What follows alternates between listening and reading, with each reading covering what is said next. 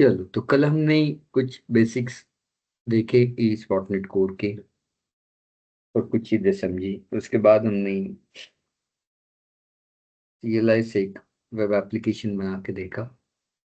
फिर हमने visual studio में भी एक एप्लीकेशन बना के देखा। तो कल जो प्रोजेक्ट स्ट्रक्चर हमने देखा उसमें मेनली इन दो फाइल्स के बारे में हमने बात की एंड में। So, एक तो program.cs that contains the main method that act as an entry point for your e-Spotted core application. Now, उसके बाद हमने देखा कि in main method what happens. So this create default builder method will set up the web server. It will load all the configuration from all configuration files.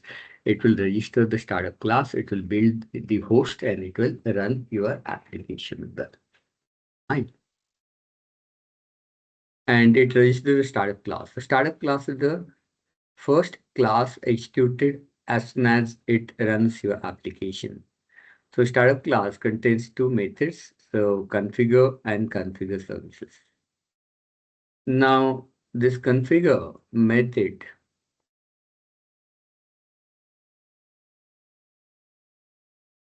this configure method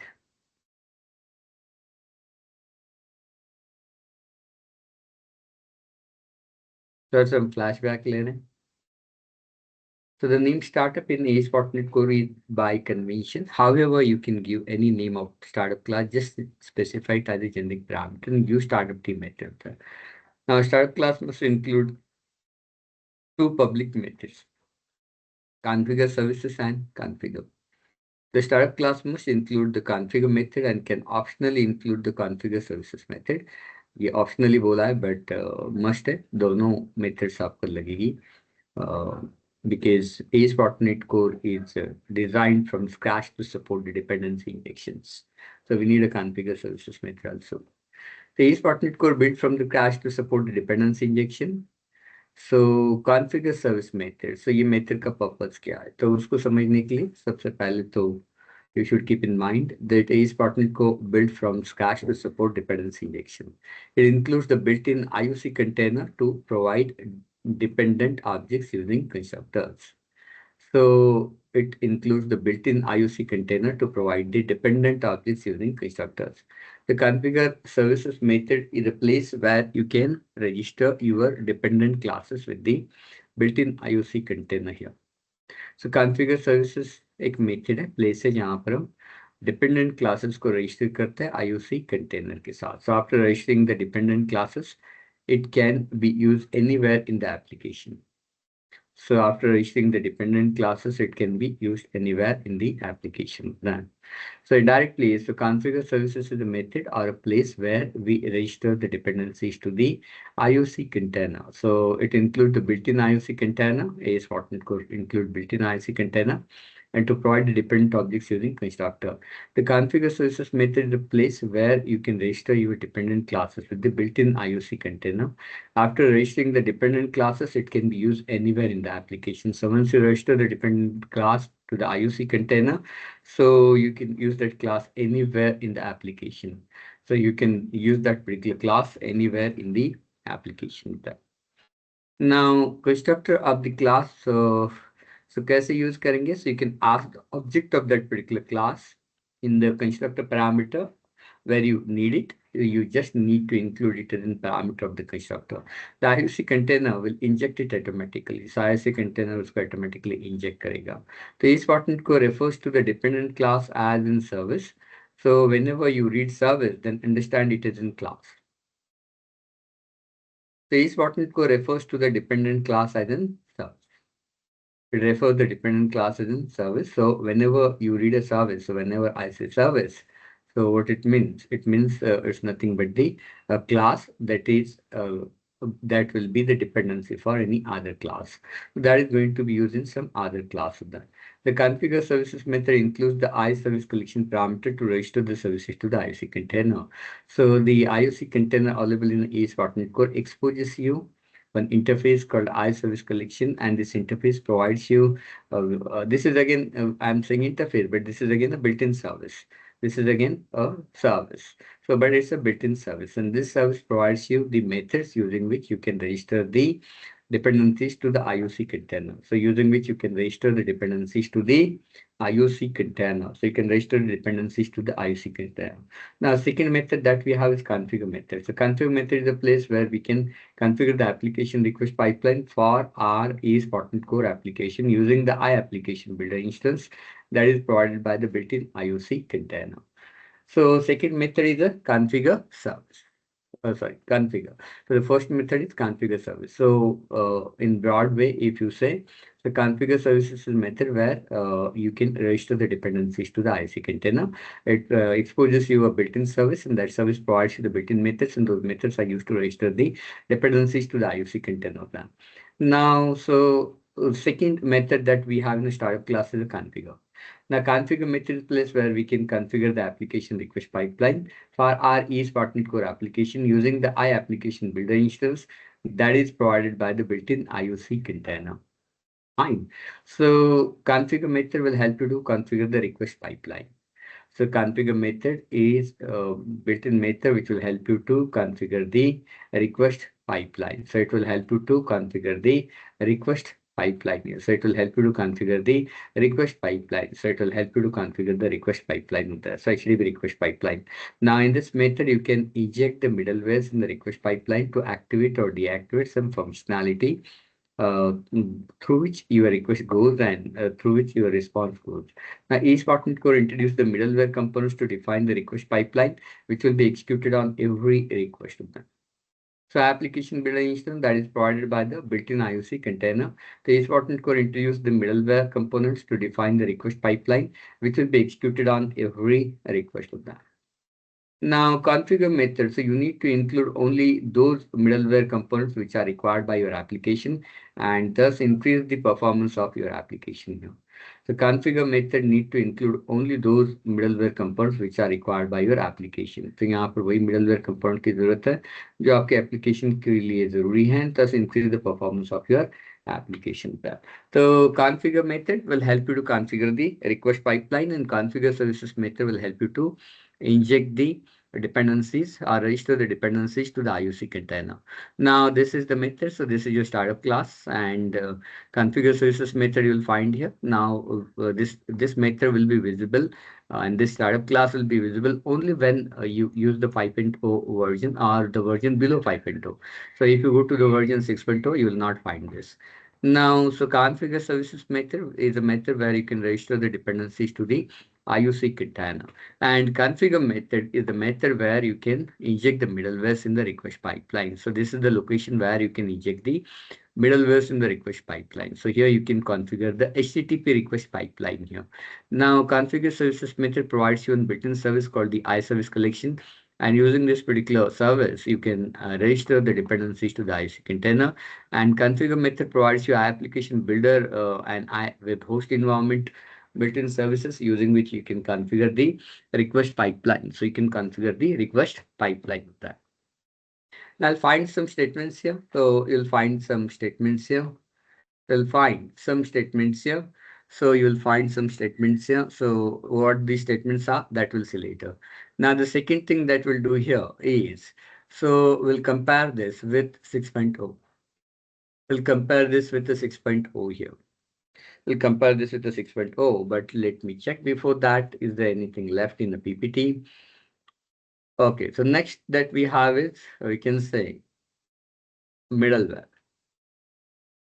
Okay, so what is request pipeline basically? So we have the browser, and from browser you can make a HTTP request.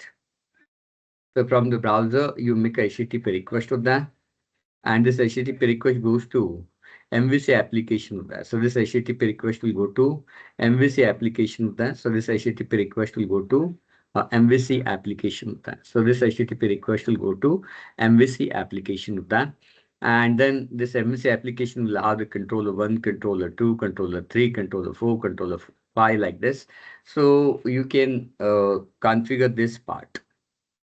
When a browser request come here, So, and then it will go to your application. So before going to application, after browser, in between you'll find the HTTP request pipeline, where you can configure the HTTP request pipeline using configure method. So you can do it using a configure method here. Fine. Now the next thing that we have is a request pipeline. So as per the above diagram, the browser sent a request to the HTTP request pipeline. So request pipeline here. Now, as per the above diagram, the browser sent a request to the HTTP request pipeline. Now, HTTP pipeline will execute. Once the HTTP pipeline execution will be completed, the request goes to the MVC application. Now, MVC application execute the request and send the response back to the HTTP request pipeline browser. Fine. So this you can do with MVC application. So MVC application execute the request and send the response back to the HTTP request pipeline. That is, we can say browser. Fine. Now, so you can configure this with the help of middleware.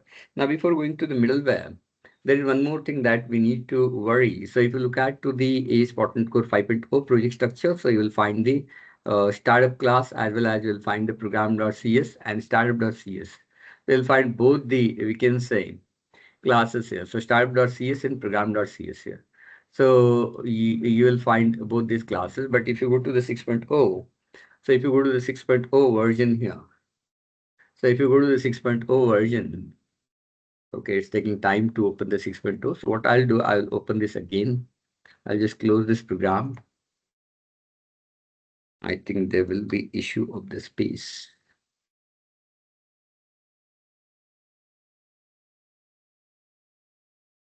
Okay.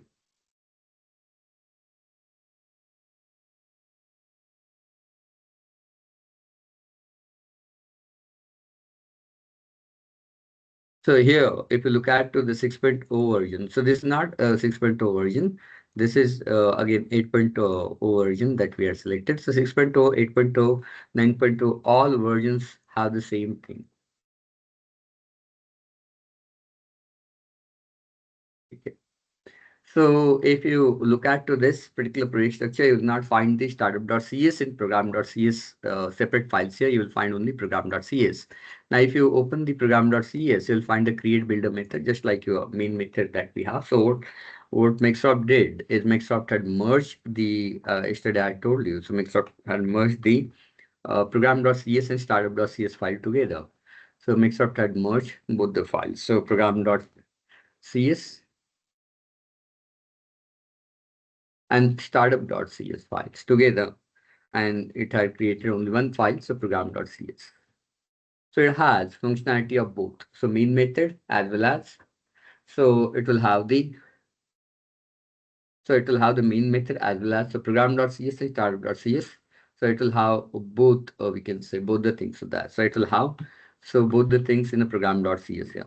Now the first thing, merger है. So create builder method यहाँ पर है, so you don't need to worry about it. Then we have the build here. So after building, you are getting the app. So we are getting the two objects here. So here in new structure in the program.cs. So you are getting two, we can say options. One is, so you are getting two objects. One is builder, another is app. So builder object is a, we can say, compiled version of, we can say, uh, sorry, created version of your application of that. So builder is nothing but the created version of your application of that. And app is the build version of your application. So this is created version of your application. In the background, it will do the stuff that we had already seen in a 5.2 version. So then builder.build will build that app, and then next thing it will do the thing here. Now here, so builder. So builder has one property. So builder object has one property, services. And the services property, the implementation of IServiceCollection. So this implementation of IServiceCollection that was previously the part of configure services method of the startup class. So configure services method of the startup class here. So configure services method of the startup class of that. So configure services method of the startup class of this. So configure services method of the startup class. So using the services property of the builder object, you can access the things from this. Now, the app is an object which is implementation of IApplicationBuilder. And this service, in previous version, this service is the part of configure method. In the configure method, so you are having object of application builder. So this app is object of application builder, and builder that services is the implementation of service collection. So using these two things, we can inject the dependencies, or we can register the dependencies. Sorry, we can register dependencies to IOC, as well as we can inject the middlewares in a request pipeline. So using object, you can configure. So you can configure HTTP request pipeline. So using app object, you can configure HTTP request pipeline here, and using, we can say, so using builder dot services, what you can do, so you can register. So using builder dot services, you can register.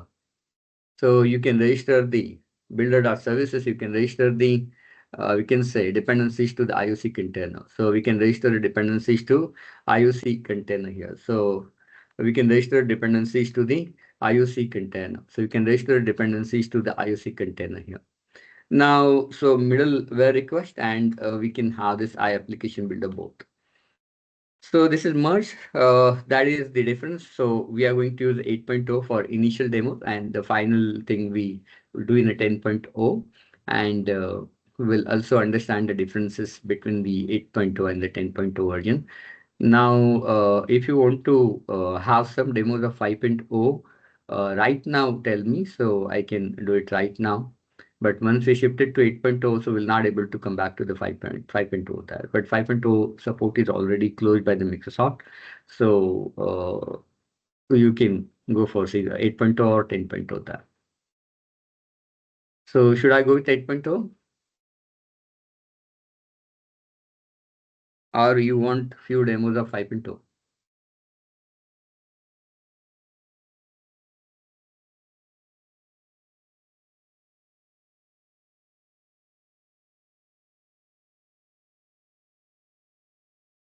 आवाज आ रही है?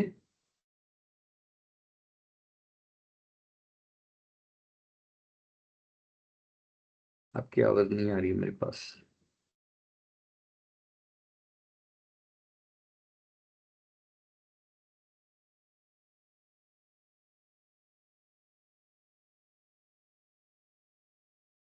Let me check.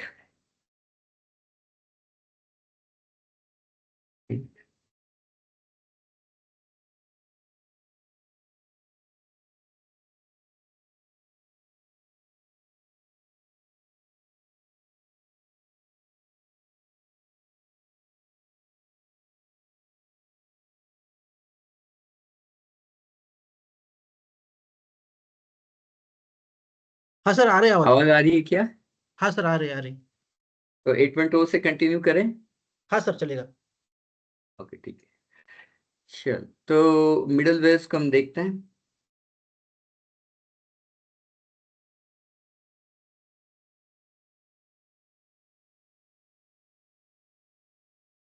So what is middleware?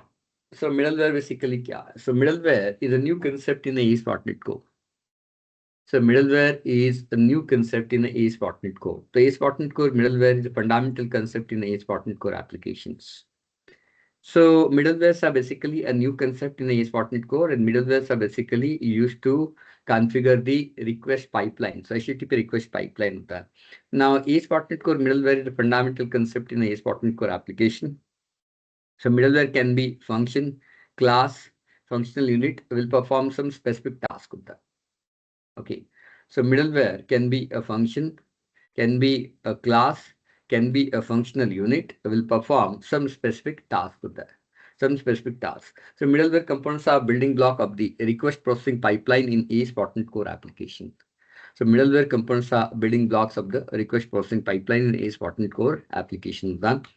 Now they handle specific tasks during the request processing. So the responsibility of the middleware. So you can say middleware is just a function. It can be function. It can be class, it can be a component, it can be anything. So which will handle the specific task during the request processing, such as the authentication, routing, logging, anything that supposed to be done before handing over the request to your application.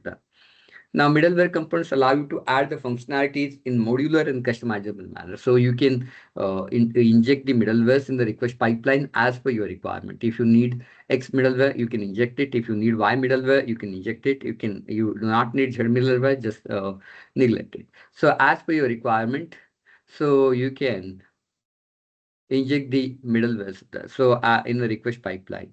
Now, middleware components allow you to add functionalities in a modular and customizable manner. So middleware components allow you to add the functionalities in a modular and customizable manner. The middleware act as a bridge between the web server and your application code. So middleware act as a bridge between the web server and your application code. The middleware will act as an, we can say, a bridge between the application and between the web server and your application code. Fine. So the request go to middleware and then it will hand over to the next middleware. So what is middleware? So it processes HTTP request or responses, both. So HTTP request will travel through the middleware and the response generated by, we can say, server will also traverse through the middleware. So middleware components are arranged in a pipeline where each component performs specific tasks. The middleware components are arranged in a pipeline where each component performs a specific task with that. The pipeline starts with the web server and ends with your application code. The pipeline starts with the web server and ends with your application code with that. So here, so you make a request will go to every middleware, a request will traverse through every middleware, and at the end it will reach to your application. And once your application process that request and generate the response, it will send the response back through all middleware. So it will send the request back to all the middlewares again, and then that request response will be available to the browser. So then that response will be available to the browser. Nine. How middlewares works? So has access to both request and response. So middlewares will have the access to both request and response. So that may simply pass the request to next middleware. So may simply pass the request to next middleware. So has access to both the request and response of that, and may simply. So what middleware can do with your request? So the first thing that middleware can do with your request is may simply pass the request to next middleware. So may simply pass the request to next middleware. So if request reaches to middleware, it will just hand over that request to the next middleware. So may handle the request and short circuit the pipeline.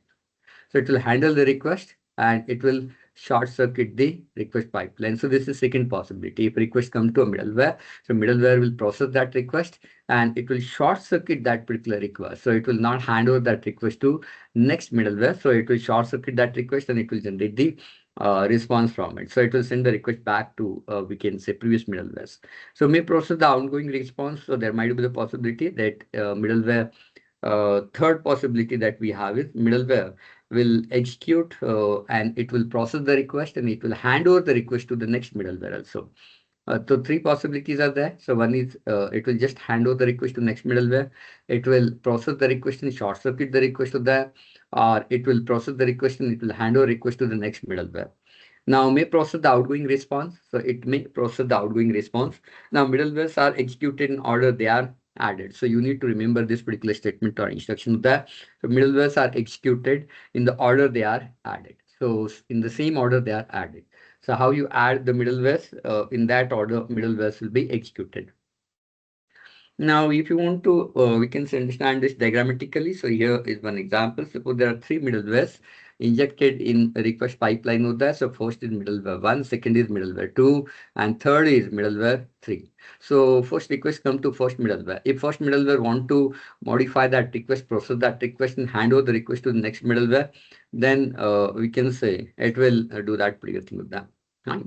Now, excuse me.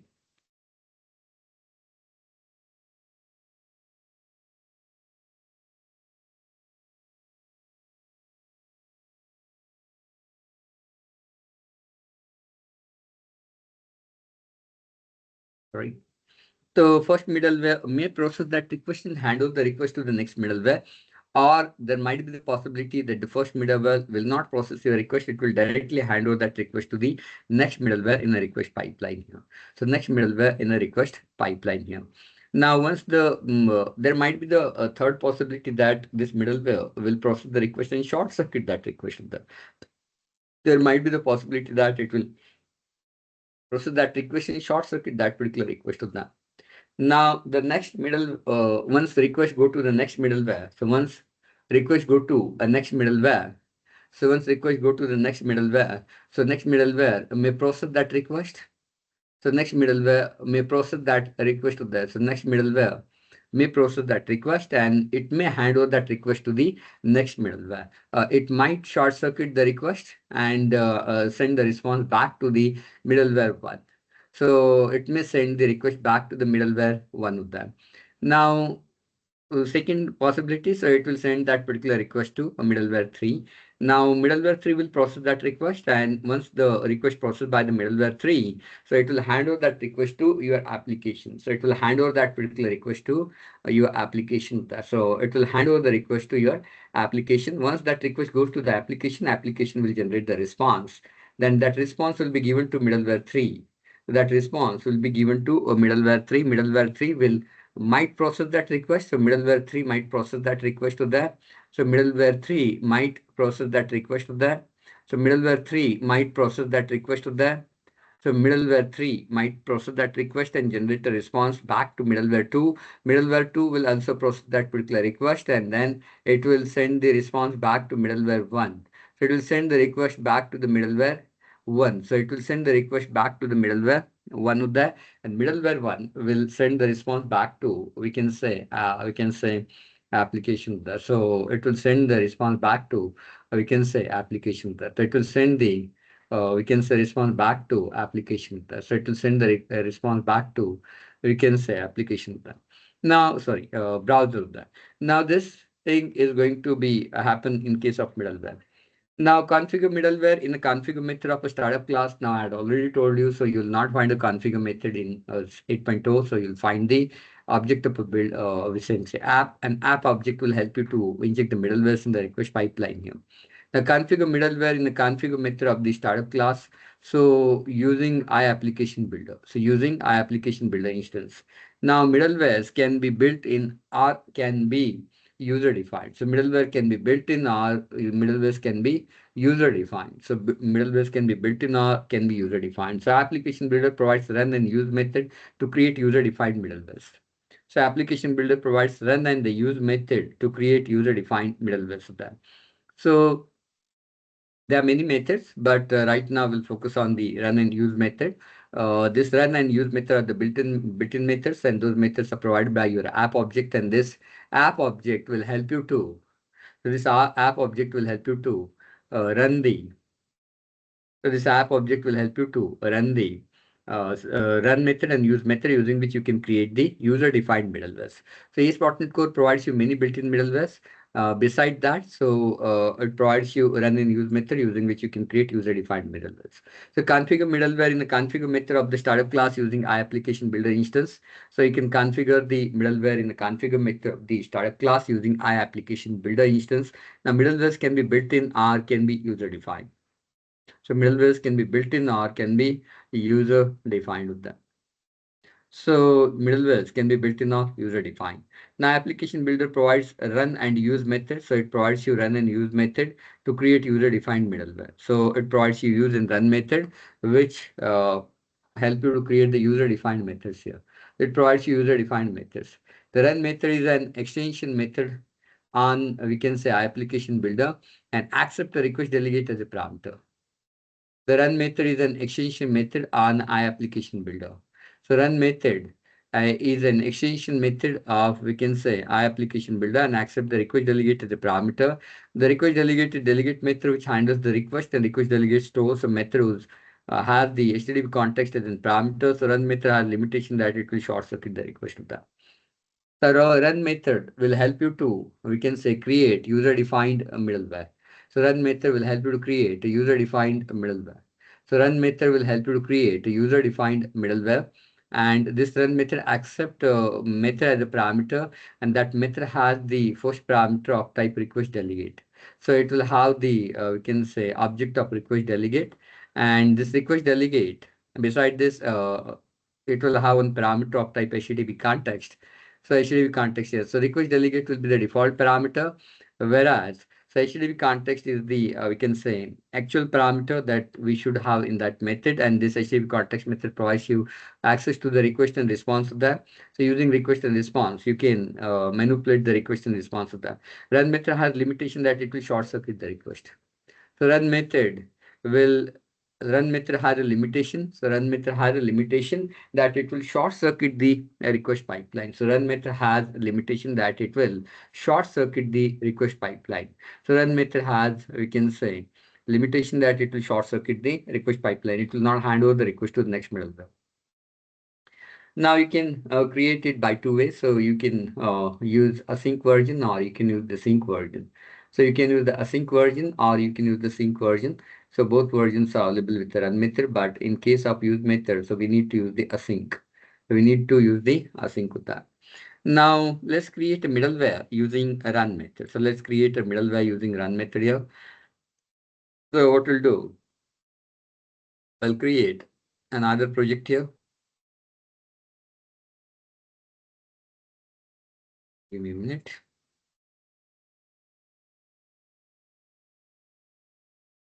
So I'll go to the Visual Studio here.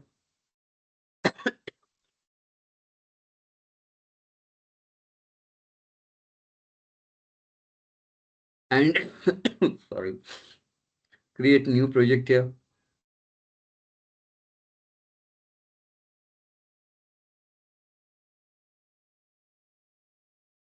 And here we'll say is.NET Core empty project and we'll say something called, so user defined middleware example. Okay, so we'll save it into same folder. Now we'll use the version support 8.0 long-term support. So without HTTPS, so I'm not using HTTPS here. Now I'll say create. So once we click on the create button, so it will create middleware. It will create a project, empty is.NET Core project to that. Then empty is.NET Core project, it will have that particular thing here.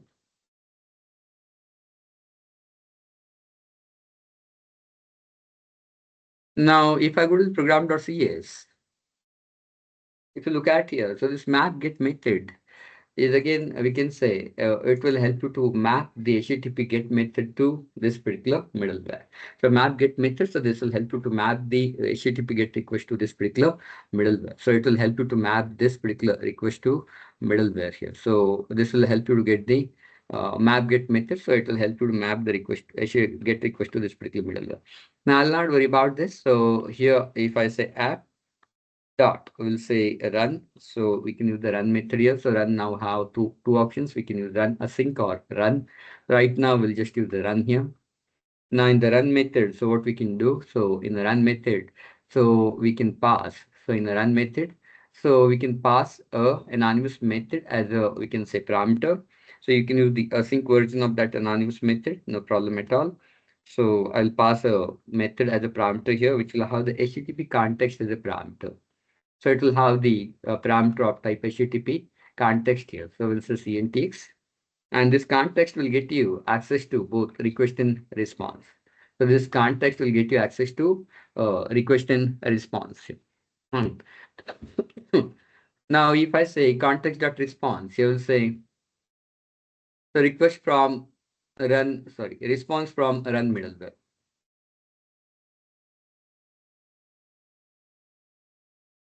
So response from run middleware here. Sorry. So response is the object and it has write async method. The write async method. In the write async method, will say response from run, we can say middleware. The response from run middleware. So CNTX dot response dot write async, and he will say, sorry. So we'll use the write method. If you want to use the async, we need to use the await, and if you want to use the await, this method should be async. Now we'll talk to the async and await keyword later on. Now suppose for this particular demo of the run, so we will skip this and we'll, instead of write async, we'll just say write here. So we'll say write and sorry. So it has the async version here. So we'll return this from this particular middleware. So this write async, so response from run middleware. So cntx.response.write async, so response from run middleware. So app.run context, and then we'll say return cntx.response.write async, response from run middleware. Okay. Now let's run this. तो इसको हम run करेंगे यहाँ पर.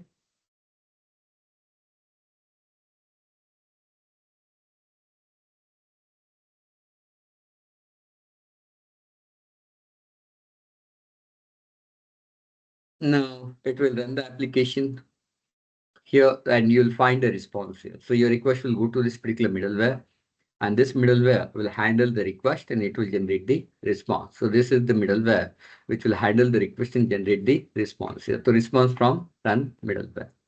So response from run middleware here. So response from run middleware. Now if I create another middleware using run method here. So if I create another middleware with a run method, we'll say response from run middleware 1. And here, if I say response from run middleware 2, so does this second middleware going to execute? No, it will not execute because run, what are the middleware that you register using a run method or create using a run method? So it will short circuit the request of that. So it will short circuit the request here. So it will short circuit the request. So it will short circuit the request here. So here, so request will be short circuited. So here the request will be short circuited here. The request will be short circuited. So request will be short circuited here. So it will not hand over the request to the next middleware. So it will send the response back from this particular middleware. So that is the speciality of the run method. So that's why in the browser, so you are getting the output response from run middleware 1. You are not getting the output that is response from run middleware 2 because it will not hand over that request to the next middleware. It will short circuit the request to that. Now the next thing that we have is the use method. The use method is used to configure multiple middleware. So use method is basically used to configure multiple middlewares. So use method is basically used to configure some multiple middleware. So use method is basically used to configure multiple middlewares here. Now use method has a request delegate as a parameter who has two parameters. So use method has a request delegate as a parameter, and that request delegate will contain a method, and that method will have the two parameters. First parameter is the HTTP context, and the second we can say parameter. The second parameter is the func type of generic delegate. So the second parameter is the func type of generic delegate that represents next middleware in the pipeline of that. So that represents the next middleware in the request pipeline here. Now use method has a request delegate as a parameter who has two parameters. The first parameter is the HTTP context, and the second parameter is the func type of delegate that will hold the reference of the next middleware in the request pipeline there. So using that second parameter, you can hand over the request to the next middleware. So you can handle the request to the next middleware here. Now, how we can use that use? So now to use the use, so we need to use async. So to use this, so we need to use the async method. So we need to use this async method. So we need to use this async method here. So we need to use the async method here. So we need to use this async method. So we need to use the async method here. So it's a async, then we have the context and the next is the parameter. So async, so it will have the context and the next is the parameter.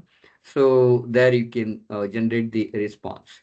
So async, so context and the next is the parameter. So context dot response dot write async. So where from you can write the response here. So use method. Now let's have the one demo using a use method of that. So I'll just commit this run method. I'll comment this run method here. I'll just comment this run method. I'll comment this run method here. I'll comment this run method, and in this run method, so we can say app.run, and in the app.run, sorry, we'll use the use method. Now in the use method, so what we can do, so we need to use the async method here. So it's async, and here it's a cntx, and we need to define this method using async and await here. Now, the first thing that we'll do is we'll say await. So we'll call this method using await, and we'll say cntx.response.write async. And in the write async, we'll just say something called. So we'll say something called a request is in first middleware. The request is in the first middleware. Fine. So we are just writing it inside the response of that. We are writing it inside the response. Fine. Now the next thing that we have is, so once we do that, so it will have the two parameters. First parameter is the HTTP context, and the second parameter is the next. So first parameter is the context, and the next we have this.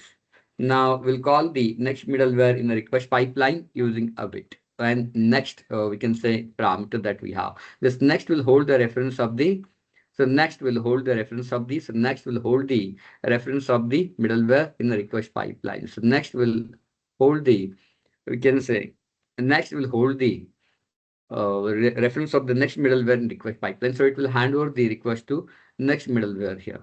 Now let's have it cntx.response.write async. So it's a response is in a response is in me. So it's a response from the first middleware. The response from the first middleware. So we'll generate the response from the first middleware.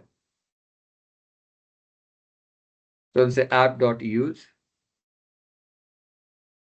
And in the app.use, we can again do the same thing. So we'll say async.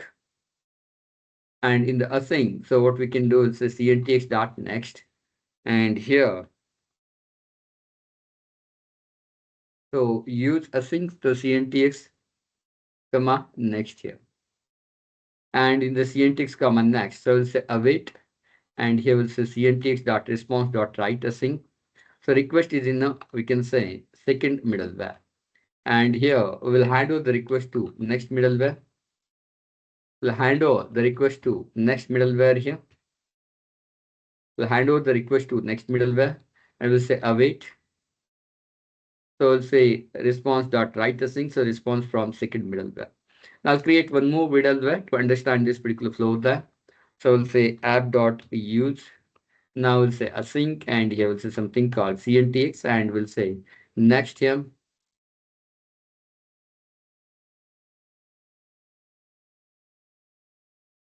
And this next will say await cntx.response write async. So request is in a third middleware. Now we'll say await, and we'll say next here, and we'll say await cntx.response from third middleware. And at the end, we'll have one middleware using a run, so run method here. We'll have the one middleware using run method. So here we'll say just say something called cntx.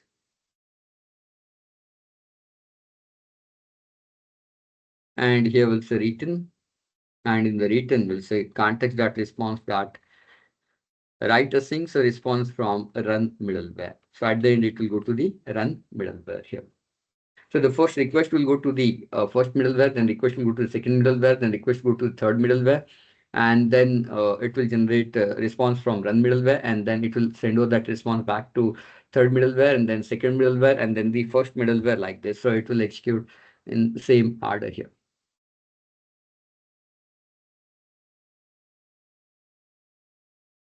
So request is in the first middleware. So यहाँ पर देखोगे तो पहला जो message आया वो क्या है? So request is in the first middleware. तो request जो है पहले middleware में है. So request is in the second middleware. So request जो है second middleware में है, and request is in the third middleware. So request जो है third middleware में है, and जैसे request third middleware में आई तो run middleware execute हो जाएगा, और run middleware क्या करेगा? It will short circuit the request.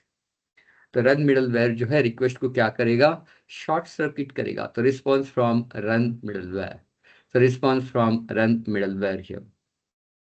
The response from run middleware. So then it will go to the middleware response from third middleware, and middleware response from second, and middleware response from the first middleware. So third middleware, second middleware, and first middleware. So third, second, and the first. So like this, it will send the response back to we can say browser then. Now this way, so you can create a user-defined middlewares as per requirement. What is this async and await? That we'll see in detail later on. So use के साथ ही करना पड़ेगा use. Otherwise, you'll not be able to hand over the request to the next middleware, and there will be a problem here. So we need to use the run method here. Fine. So what we can do is, so this is about the run and the use method. Now this is about the run and the use method here. So this is about the run and the use method. Now, so what we'll do here, so we'll go for a next thing, that is built-in middleware. So these are the two, we can say, middlewares using which we can So using which we can create the custom middleware. Now, beside this, we have the built-in middleware. So we can go for built-in middleware here. So we can go for built-in middleware. So an overview of a built-in middleware here. So let's go to the built-in middleware. So built-in middleware, so static files middleware, welcome page middleware, default files middleware, file server middleware, directory browser middleware. There are many middlewares. Out of that, we'll use few of them. So the first is a built-in middleware. So ACE.NET Core provides many built-in middlewares to configure the request pipeline. So ACE.NET Core provides many built-in middleware. So to configure the request pipeline here, to configure the request pipeline. So order of the middleware is important while injecting the middleware in the request pipeline. So order, you need to worry about order because in previous slides I told you, so order of the middleware is important. So in the order that you had injected, so it will be executed in the same order. Now the next thing, sort of the middleware is important while injecting the middleware in the request pipeline. For built-in middleware, so IApplicationBuilder provides you the extension method. Those can be used to inject the built-in middlewares in request pipeline here. So for built-in middleware, so IApplicationBuilder provides you the extension method. Those can be used to inject built-in middlewares in the request pipeline. Now, so in case of 8.2, we do not have application builder. I already explained you, so we can use the app object with that. Now, there are many built-in middlewares we have here. So authentication, authorization, CORS, developer exception page, HTTP login, HTTPS redirection, MVC session. So beside this, we have many more static files, welcome page, file server, directory browser, routing middleware. So many middlewares are there. So out of that, so we'll have demo of a few middlewares here. So out of that, we'll have the demo of the few middlewares here. So static files middleware. So the first middleware that we have is static files middleware. So static files are those files, those will not be processed by the server. So I already told you.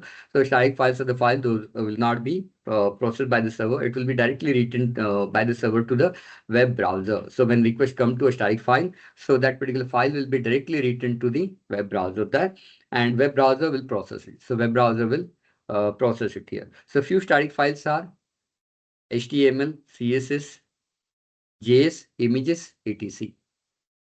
So few static files are so HTML, CSS, JS, images, and images, etc. with that.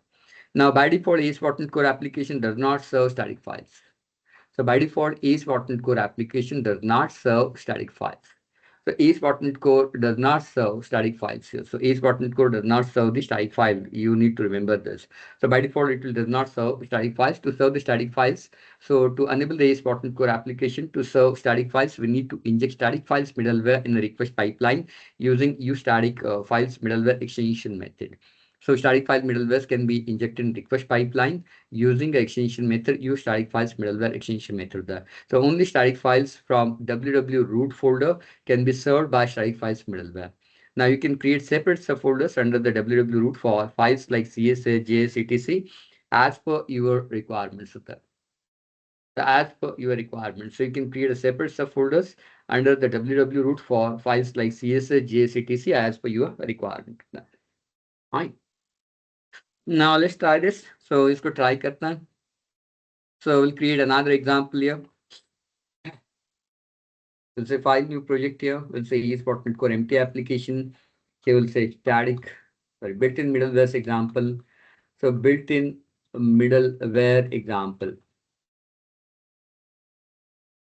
So we'll use the HTTPS here and we'll say create here.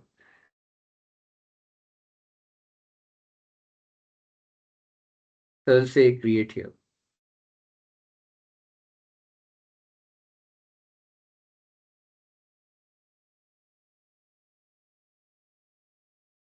Okay. So we'll create the middleware here.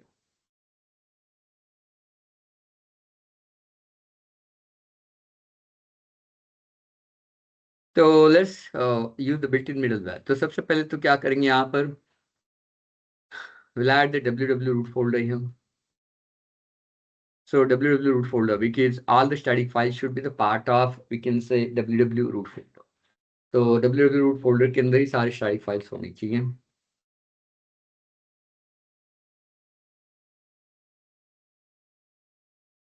In www root, you can create the subfolders. बस सारे static file www root में होनी चाहिए. So I'll say add this. So I'll add a file here. So I'll add a new item, and in the add new item, so it will say HTML, and we have the HTML page here. The HTML and HTML page here. So we'll create an HTML page. Suppose home.html in www root, or you can create a folder under the www root of that. So we'll say h1. So welcome to home index. Sorry, home HTML page. Now, if you run this, so does it going to serve the we can say home.html page? So does it going to serve the home.html page with that? So no. So by default, it will not serve any static file. So now where from this hello world came? So that came from middleware registered using map-get method here. So hello world. Okay. So hello world middleware here. Fine. So hello world middleware here. Fine. So we'll tell the ASP.NET, we can say ASP.NET Core to process the static files. So how we can do that? So we'll use the use extension method to use static files extension method, and this extension method will tell the ASP.NET Core to please process the request that comes for the static files and please start serving the static files of that. Now when we run this,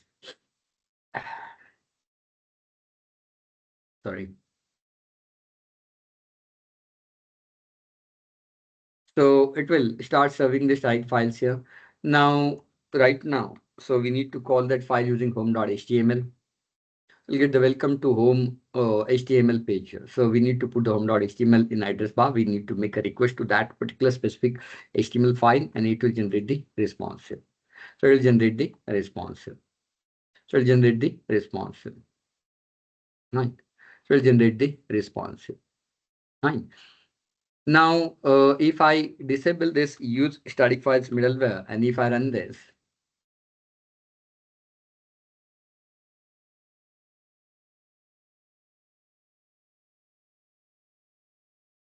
and here when we say home.html, so you will not get anything here because so right now the ASP.NET Core do not serve static files. So ASP.NET Core do not serve the static files here. So ASP.NET Core do not serve the static files. So ASP.NET Core do not serve the static files here. So ASP.NET Core do not serve the static files here. So ASP.NET Core do not serve the static files here. Now, if I enable this use static files middleware, and if I run this, so what will happen? So it will start processing the static files here. It will start processing the static files here.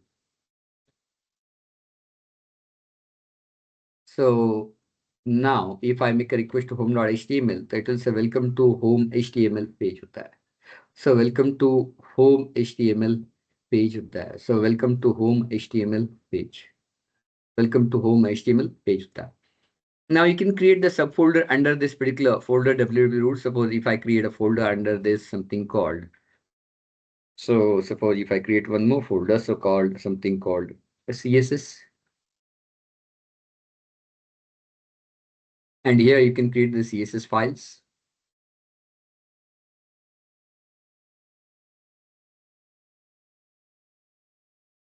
So let's say stylesheet.css here. And we can create the CSS. So we can create the CSS here. So let's say background color. Let's say orange, foreground color, white. So let's say box. In the box, we'll have the border, 2 pixels solid green. And we'll say, suppose background color, and we'll say something called yellow. In the foreground color, something called red here. So you can create any CSS. So, but this CSS will not be served until you use the static files here. Now, if I go to the home.cshtml, and if I add the reference of this stylesheet.css files here. So link href css stylesheet.css and relationship stylesheet here. So welcome to homepage that we have here. Now suppose if I put the div and we'll say class box and we'll say h2. So welcome to box here. This is content of box. Now if you run this, so it will serve that particular static file.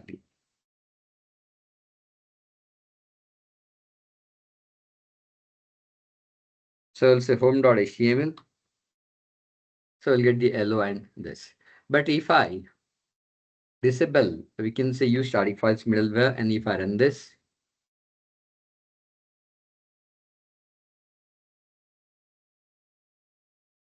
and if I make a request to home.html, so it will not serve this particular file. It will not serve the HTML as well as CSS files here. Use static files middleware. Fine. Now here, so next middleware that we have, WelcomePage Middleware. So by default, when you run AS.NET Core app, does not show any default file. So when you run the AS.NET Core, we can say application by default, it will not show any default file. Now, WelcomePage Middleware used to display the built-in welcome page for root path of the AS.NET Core. To inject the WelcomePage Middleware in the request pipeline, so we use the extension method called use welcome page here. So use welcome page here. Fine. Now, so what I can do, so I'll just comment this. I will say app.use welcome page. App.use welcome page here. So once we run this,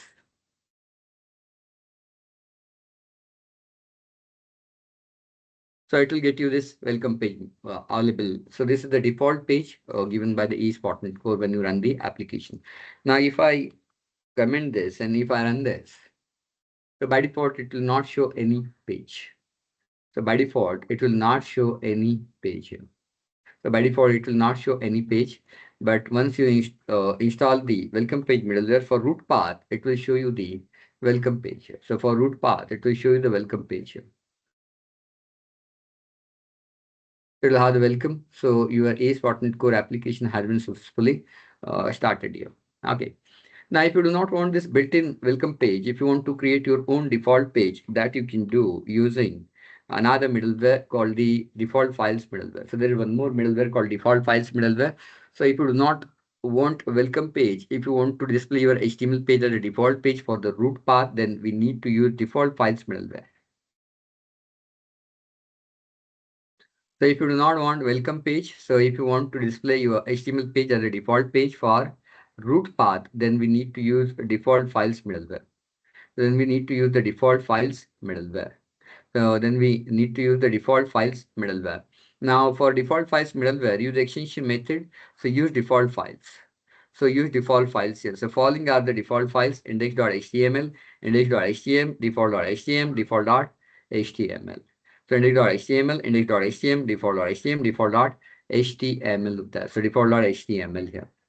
So index.html, index.htm, default.htm, default.html. Fine. So there are the 4 default names of the files. If you want to serve, you can use any of this built-in file. So if I put here, so app.use default files middleware. So if I use default files middleware and if I run this, so if we use default files middleware and if we run this, so it will not show you any page because by default it will search for the file with the name index.html, or it will search a page with the name default.html, or so it will search the page with something called so default.htm and index.htm. Now here we'll go to the home.html. So we can rename this and we can say index.html here. So we'll say index.html. And once we run this index.html file here, now it will show you that index.html file as a default page here. Okay, it's not showing. Let me check. Okay, so for default file middleware, so you need use static files middleware. So you need both the middleware. So you need to, oh, sorry again. So for default files middleware, you need to take care that default file middleware should be injected before any other middleware injected here. The file name should be index.html or htm. Now let's cut this and we'll put it here. Default file middleware, and then we'll run this.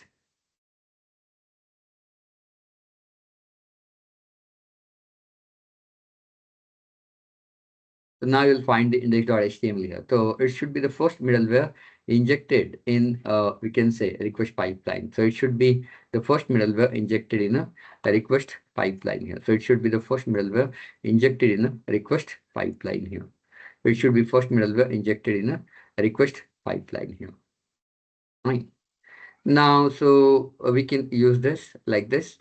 Now, if you make it home, so if I instead of index.html, if I make it home.html, so if I say home.html here, and if I run this again, so does it going to get home page of that? So does it going to get the home page here? So does it going to get the home page here? So no, because the file name is different. Now, if you want to tell the ASP.NET Core that this is my default file, so if you want to tell the ASP.NET Core that home.html is your default file here, so how we can do? So we can tell that using options parameter. So maximum middleware has an option parameter, and using that option parameter, you can configure that middleware. And if you look at to the option parameter class name, so it will be just like middleware name, then options. So for example, for default files middleware, so we have the options parameter with the name default files options here. So default files options. So options equal to new default file options here. Okay. Now then we'll create this options parameter. We'll remove the previous registered names in that particular list using clear method using default file names as a property of this option. Then we'll add the new file into this particular list. And then we register this option to so we'll register this option to use default files middleware. Then we register this particular option to we can say use default files middleware. Now here we'll create the object of default files options here. Now I'll say opt equal to new default files options. I will say opt dot default file names dot clear, and here we'll say opt dot default file dot add. So home dot html here. So here we'll say home dot html, and then we'll hand over this particular parameter to the use default files middleware. So we'll hand over this particular parameter to use default files middleware. So I'll run this here. So once you run this, so now home.html will become a default file, and when you run the application for the root path, it will load the home.html page. So for root path, it will load the home.html page here. Now this is about the default files middleware. Now similar to default files middleware, so we have the file server middleware. The use file server middleware is combination of static files and default files middleware. Now to make the default files middleware work, so we need to inject the use static files middleware. So you need a two middlewares. If you don't want these two middlewares separately, if you want those to be together, so that we can do using file server middleware. So use files middleware is a combination of static files and default files middleware. So use file server middleware. So use file server middleware is a combination of static files and default files middleware. So you can use it using use file server extension method. Now you can also define the options to this middleware using use file server options middle class of that. So you can, instead of injecting these two thing with that, so what we can do, so we can inject only one middleware. So file server middleware. So let's say app dot use file server middleware. Now, does it going to load the home.html as a default file inside your application? No, it's not going to load this home.html as a default file inside your application of that. Because by default, it will search for the file with the name index.html, index.html, we can say default.html or default.html of that. Now, next thing that we'll do, if I change, rename this file to index.html, and if I run this, so it will now load that index.html as the default file here. But what if you want to load the file having a different name here? So same way, so you need to create options parameter, and using options parameter, so we can load it. So if you create home.html here, and if I run this here, so if you create the home.html and if I run this here, so by default it will not load that. So this file will not be get loaded by default, but you might say ki yaar to dikh raha hai.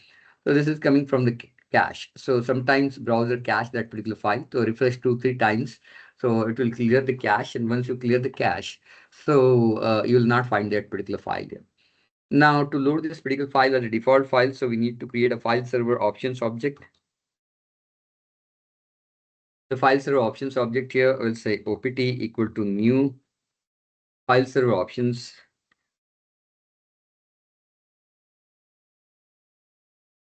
The file server options here. Fine. The file server options object, not extensions. Okay. Now here, what we can do, so opt dot will say, so default file options dot default file names dot clear. Then we'll say opt dot, so default file options dot default file names dot add, and in the add we'll add the home.html, and we'll pass this option object as a parameter to this use file server middleware. So we'll pass it into the use file server middleware. Now when we run this, so what will happen? So it will get you this output here. Okay, so now it's using, so if you refresh it, no problem at all. So it will show you the home.html page here. So it will show you the home.html page here. Now the next middleware that we have is directory browser middleware. So that is again the built-in middleware, so that we can use here, the directory browser middleware. So if you want to enable the directory browsing in your application, so we can use the middleware. So for this, you can use the extension method use directory browser middleware. So if you want to enable the directory browsing in your application, so we can use middleware. So for this, you can use extension method use directory browser middleware here. Now this will enable the directory browsing feature inside your application then. Now suppose if I comment all this middlewares, and suppose we have some, so it will allow you to browse only those directories or files under www root, web root. It will not allow you to browse another files of them. Now suppose similar to this CSS, suppose we have one more folder in a www root that is called JS, and this JS folder suppose has some JavaScript file here. Then the JS folder will right click here, will say add a new item, and in the new item, so we'll put something called, so JavaScript here. And in the JavaScript file, so I'll select the JavaScript file here, so javascript.js. Now you can write the JavaScript code here. So यहाँ पर आप JavaScript code लिख सकते हैं, whatever the code that you want to write here, so we'll define just alert, so JS card. If you want to execute it directly, or you can create some function or something with them. Now you can create many files like this, many folders here. Now suppose you want to allow the user to browse the directories. So if you want to allow the user to browse the directories of there, so if you want to allow the user to browse the directories, so here we'll say use directory browser middleware. So use directory browser middleware. So when we run this,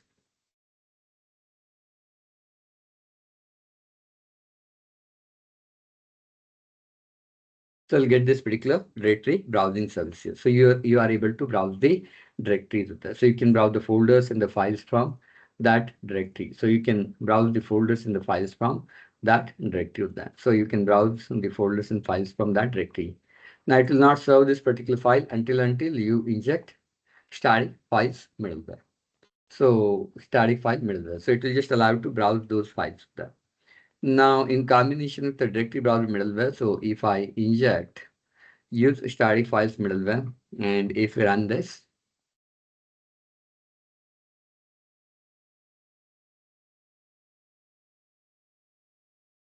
now if I go to the home.html, so it will open this particular file. So it will serve that particular file. Now JS folder and CSS folder. Now these are the few, we can say, built-in middlewares that we have in ASP.NET Core. Besides that, we have many middlewares. We'll use them as we go further. So as we go further with that. Now today I'm going to stop this here itself. So we'll start the new topic in the next we can say session, where we'll configure the MVC using we can say built-in middlewares, and we'll try to use the MVC with that. So if you have any doubt or query, you can ask me.